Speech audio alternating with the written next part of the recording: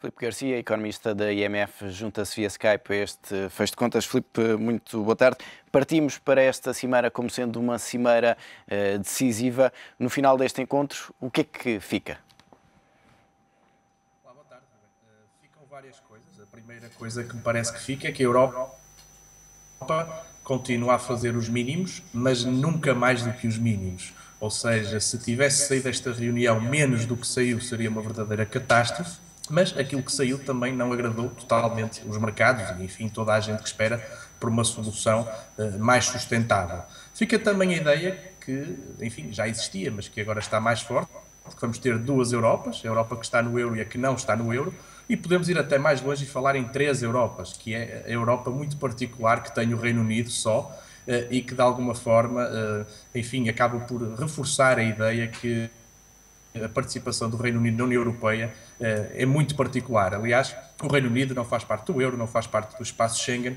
A única coisa que realmente interessa ao Reino Unido é o mercado único. E, portanto, não é uma surpresa muito grande que não se tenha chegado a um acordo com o Reino Unido para alterar o tratado, mas de alguma forma acaba por desapontar um pouco.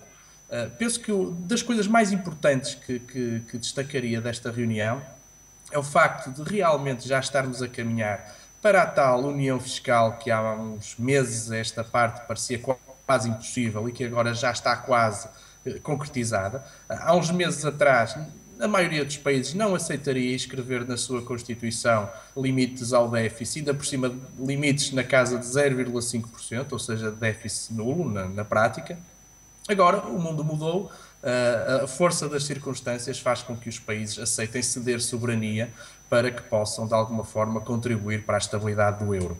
Finalmente, um outro ponto que me parece muito importante, que é o que diz respeito ao envolvimento do setor privado nas eventuais reestruturações de dívida. Ficou patente, pelas palavras de Juncker, que a Europa mudou de opinião e, portanto, vai ser cada vez menos provável que o setor privado seja envolvido nas reestruturações, o que de alguma forma confere mais segurança aos detentores de obrigações soberanas.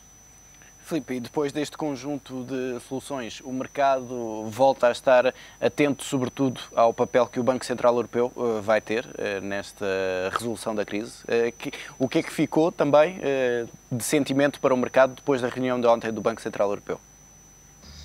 Ora bem, vamos por partes. Quanto à reunião de ontem, parece-me que aí sim houve uma franca desilusão, porque o BCE, ainda antes da cimeira, e não sei até que ponto é que isso foi, de certa forma, algo premeditado ou não, mas ainda antes da cimeira, o BCE demarca-se um pouco da solução, dizendo que é contra os tratados estar a financiar diretamente ou indiretamente até os governos dos diversos países. Nesse sentido, foi uma desilusão.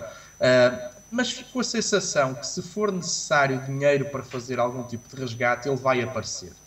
Se repararmos, estes 500 mil milhões de euros que se diz que o ESM vai ter, acabam por ser a totalidade da dívida com maturidade até um ano de Espanha e de Itália. Penso que esse não é um número inocente, se quisermos.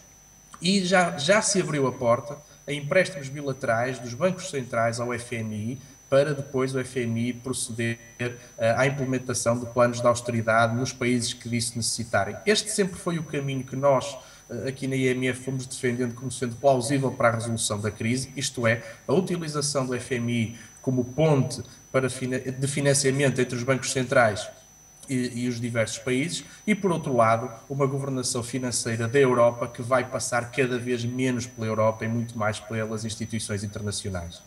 E hoje havia quem defendesse que o Banco Central Europeu, ao alargar as linhas de refinanciamento, agora há 36 meses, estaria também a dar condições aos bancos para comprarem mais obrigações soberanas. Acreditas que isso pode acontecer?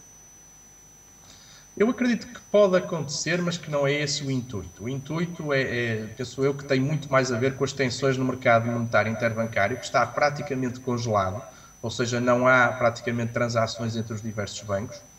Há realmente haveria realmente o risco de alguma entidade bancária colapsar por falta de liquidez, e penso que nesta altura esse é um risco que não se pode correr sob pena de aí sim se iniciar uma crise sistémica, enfim, com consequências, enfim, quase calculáveis. E, portanto, penso que, sobretudo, trata-se de dar confiança ao mercado quer ao mercado interbancário, quer ao mercado como um todo, e dizer que dinheiro não vai faltar. Portanto, em resumo, ficou a sensação que ninguém assume uma política monetária de expansão quantitativa, mas na prática parece-me que, vindo de uma fonte ou de outra, o dinheiro não vai faltar, nem para salvar os bancos que dele necessitem, nem para salvar os países que entrem realmente em situação de maior dificuldade.